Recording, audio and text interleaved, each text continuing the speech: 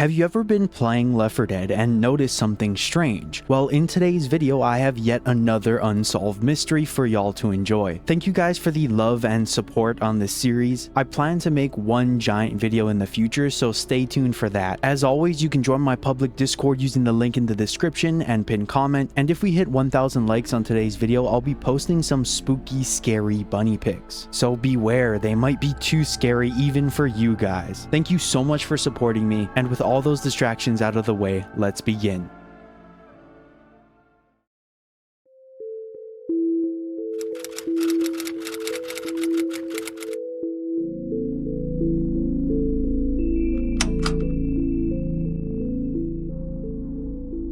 For those of you who watched my previous video, you might remember I talked about the No Mercy helicopter pilot. I talked specifically about his role in that campaign, but in this section I want to discuss the mystery revolving around his death. As we know, he does in fact die at the beginning of Crash Course, but how does that happen? Why? And are there any other interesting details we should discuss? All questions I aim to answer, but let's look at what happened off screen between the events of No Mercy and Crash Course that led to his death. When the survivors first load into Crash Course, you can hear a few of them banter with Zoe, particularly Francis, who can be heard poking at her about killing the pilot. Quote, "I still can't believe you shot the pilot. Okay, important safety tip, don't get in a helicopter with a zombie pilot. Well, I guess now we'll never know, will we?" The important thing to point out here is that Zoe never contradicts Francis on whether or not she killed the pilot. Rather, they disagree on whether it was necessary or justifiable. So although we don't see Zoe physically kill the pilot, I'd say it's safe to assume she did. You can find the pilot propped up against a wall with blood on the ground leading towards his body. Side note, by examining the helicopter pilot's character model, it doesn't actually have a bullet wound. There's some blood on the side of his neck and a little bit on his shirt, but nothing that jumped out to me.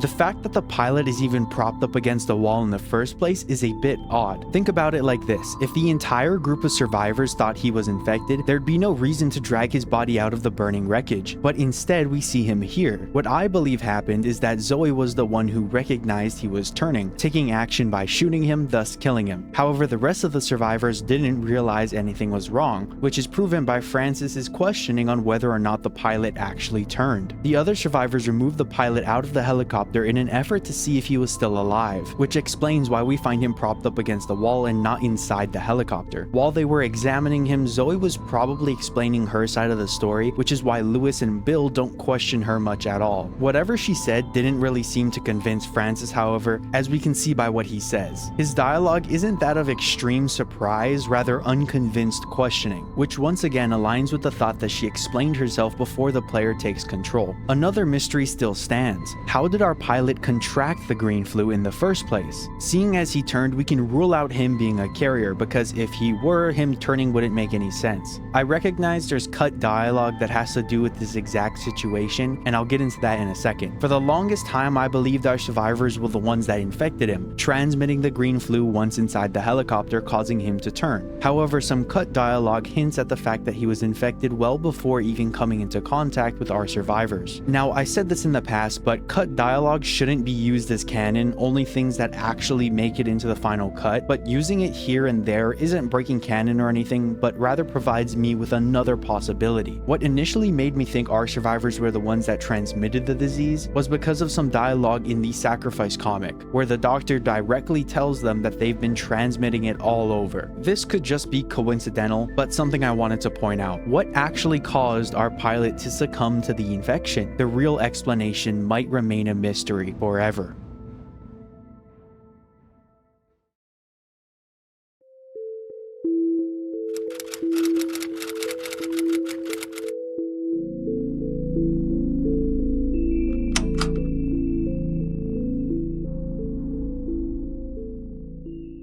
The next entry was suggested by a member of my Discord, so thank you to Amari. This is a shorter one, so I'll try to keep it concise. While playing through the campaign Death Toll, halfway through the map our survivors pass by a blue bus. This is the only time we see this specific bus. Why? Is it significant, if at all? And what's the story behind it? On the front of it are the words Valley Church, and just like you might have guessed from the name, this bus belongs to the Valley Church. I live in Hawaii, so my experience might differ from a lot of you, but I've never seen seen a church bus in my lifetime. After doing some quick Googling, church buses are a thing in the real world. They're just a bit rare. A lot of people think of children when they see a bus because of things like school buses, but this one in particular doesn't mean that the entire bus was full of children. If it was, that'd be pretty dark. Most of the time, they're just used for members who don't have a ride and need some way to get to church. Let's analyze the environment around the bus. The front of the bus is slammed directly into a tree. Next to it lies a dead man and a couple of item spawns. Most notably, the engine's on fire and the door to the bus is all smashed and bent. According to Google, a bus engine takes about 20 minutes to become fully engulfed in flames, and the fire would burn out after 45 to about 60 minutes. Not all buses are the same, of course, but that means this fire would have had to been lit fairly recently.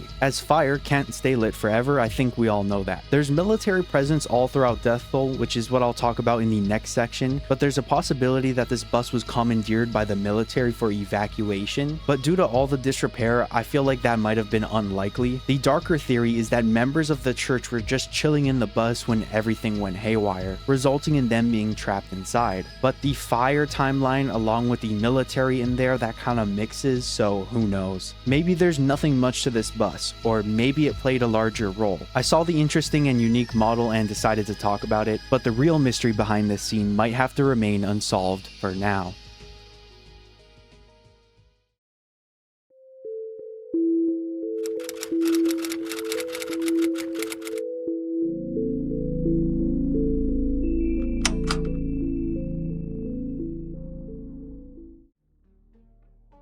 As mentioned in the last section, Death Toll is no stranger to the military. You can find many different mentions of them holding out in Riverside, which is the town Death Toll is set in. However, by the time our survivors arrive, the military has already been overrun. Is this town special? Where is the bulk of the military? And what led so many people to believe Riverside was the key? Let's answer some of those questions. The first appearance of the military in the campaign is often debated. I speculated their presence could be seen as far back as the first map. The survivors stumble across a broken bridge, which I won't rehash as I had a previous section on it, but this destruction could be a result of the military. Nothing concrete, just a thought. However, where I believe the military does come in is inside the tunnel, just a bit a ways from where we were looking. As the survivors make their way through the tunnel, they're eventually stopped by a barricade, one made of fence, concrete, metal, and other similar materials. While there's a chance this could have been set up by survivors, the organization of it, alongside other details we'll get into later, leads me to believe that's not the case. But let's continue. The first concrete piece of evidence that points towards military presence is in this barricade that sections off the main road. Sandbags and spotlights line the top of the wall, and the Welcome to Riverside sign has been spray painted over with the word hell to now read Welcome to Hell. At the base of the barricade lies piles of bodies with blood splattered everywhere, and on the other side of the barricade sits a military Humvee. So if you had any doubts, here's your proof. In the next chapter, Main Street, you can find more sandbags and Humvees. You can even come across a news truck and a couple of buses. Different from the Valley Church bus, but like I mentioned earlier, these buses could have been used to move civilians around or act as barricades in this scenario. Towards the end of the level, you can find yet again more Humvees and buses. It seems like this general area is where the military decided to hold out and section off a safe zone. And lastly, in the final chapter, you can find even more sandbags, barricades, and Humvees, which all point to the idea that the second to last map and final map were the specific locations the military decided to hold out in. But something that always bugged me was the lack of any outpost or field base, a really well thought out one. There's no specific place you can point to and be like, yes, this is where they for sure operated from. What that tells me is that they were either incompetent or they didn't have enough time. But we see that they built barricades, had people evacuated with buses, and were around long enough to have word travel far about their predicament. There is a house with some sandbags and barbed wires around it, and on top of the house it's a giant antenna. Inside there's some military supplies, but surprisingly not a lot for the situation they found themselves in. The other possible place they could have operated from is the boathouse at the end of the level. However, there's not a ton of military equipment there either. There's some sandbags, a radio, some guns, and a satellite dish on the roof, but nothing the couple of this house couldn't scavenge themselves. And by listening to what you hear on the radio, there's no indication that the people of this house were talking with the military. How did they seemingly have such a great shot at survival yet none at all? That, my friends, is an unsolved mystery.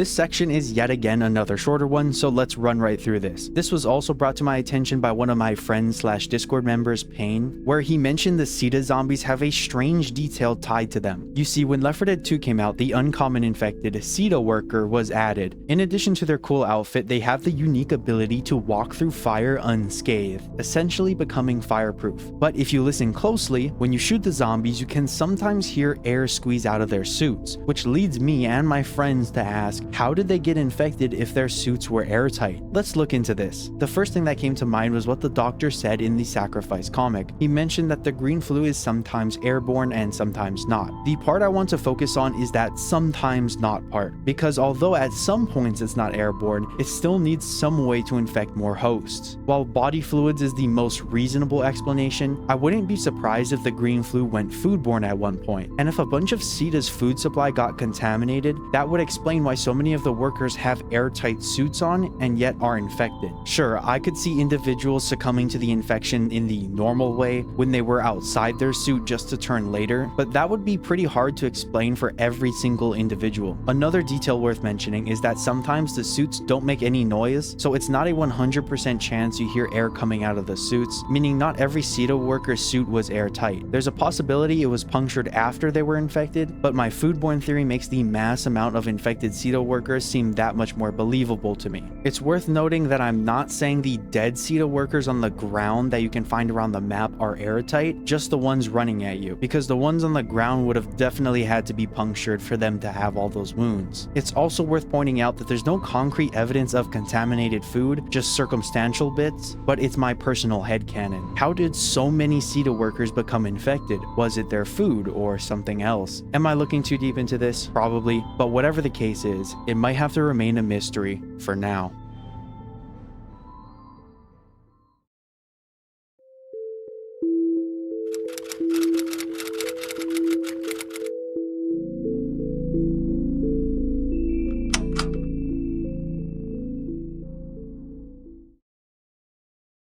Dead Air is another favorite map of mine, and while talking with my friend Payne again, he brought up an interesting detail. If you go all the way to the finale of Dead Air and inspect the tail of the plane, you can see the letters ROKAF alongside the numbers 55 and 036. ROKAF stands for Republic of Korea Air Force. For the longest time, I've been asking the question, does the rest of the world know about the infection? And I think I might have just found my answer. But let's look back at the plane for a moment. Why would a Korean plane be chilling on the East Coast? And more importantly, how did it get here? There's a few possibilities, but they all hinge on the pilot. If the pilot is Korean or associated in some way, that'd be a clear indicator that this came straight from Korea. But based on his accent, it doesn't sound like that's the case. What I think is more likely is that this plane was supplied to the US by Korea to fend off the infection. But that would imply other nations, or at least Korea, are aware of the infection, which is something I've been trying to prove for some time now. Then there's the possibility that the pilot is a part of the US military, which would also support the theory that Korea is aiding the US, but there's no identifying information about the pilot that I can find to come to that conclusion. Based on the way the pilot talks when our survivors meet up with him, I believe this was just some citizen that somehow got their hands on a plane and knew what they were doing enough to fly it around. Let's assume for a second that the theory I've been speculating upon is true, that Korea and possibly other nations are aiding the US with supplies. It makes sense. It's not incredibly outlandish either. The United States would be so thinly stretched at this point that they'd be willing to use all the help they can get. And as other countries look at the devastating damage the infection brings, it's not crazy to think they'd want to contain or destroy it in the US, making sure to not give it a chance to spread any further, possibly into their country. Side note, my friend Payne also brought up the APC, which is the vehicle you get rescued in at the end of Blood Harvest. According to him, there's some non-English characters on the side of the vehicle, which could imply that this was also from another country, but after doing some research, it seems like this model was messed around with a lot during production, so it's hard to say for sure, but I wanted to point that out. Is the military just using old gifts they got from other countries? Were these vehicles given to the US intentionally because of the infection? We may never know.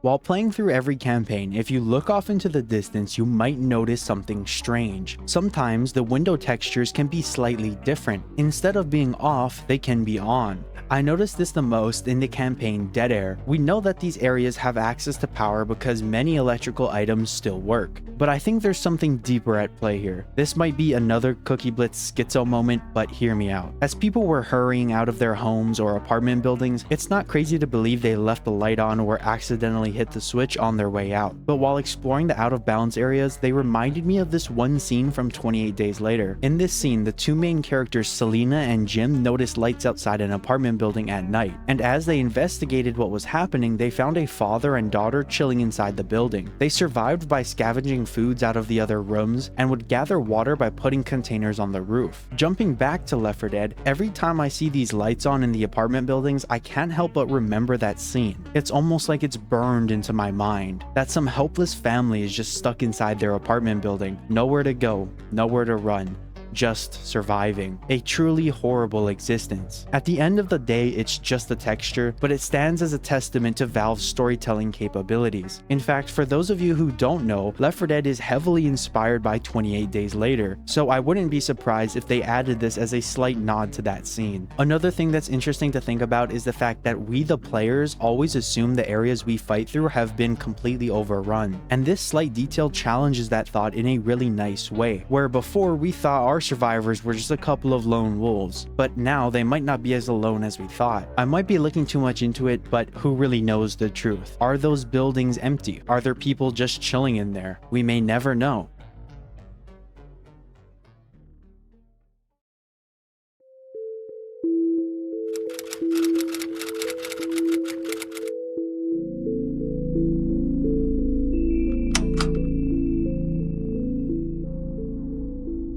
This next entry is a bit of a theory, but let's just jump straight into it. What happened to the Left 4 Dead 1 group? You might be screaming at your screen right now saying, Cookie, we know what happened. It's in the Sacrifice comic. Yes, you're correct, but what I'm referring to is their fate beyond that point. What further implications can we derive from that scene? For those of you who don't know what happened at the end of the Sacrifice comic, let me clue you in. You should know that Bill dies, of course, at the end due to a malfunction with the generator, but the entire reason they had to raise the bridge in the first place was because of their sailboat. If you remember, their plan was to use the sailboat to find an island off the coast and live out their days there. But as we already discussed, Bill sacrifices himself to see that dream come true. And the very last we see of our survivors is a shot of them heading into the sunset and finding that island they spoke of. Now, I'm glad they got a happy ending and all, but I want to take a realistic approach to this ending. Based on the size of the island they come across in the final scene, it looks like it's pretty decent in size. Something 3 people could potentially live off of,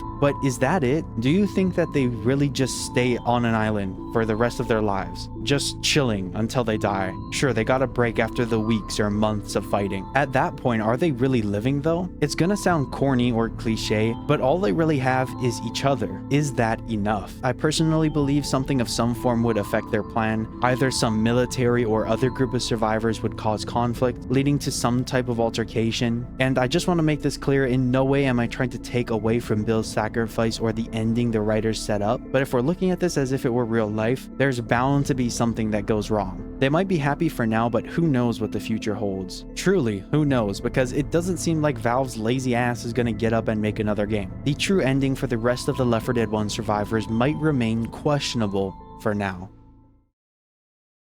I'm on my hands and knees begging for a third game at this point, but please remember to join the public Discord, and again, if we hit 1,000 likes, I'll post some baby bunny pictures on my community tab, so make sure you subscribe so you can see them on your feed. Have a nice rest of your day.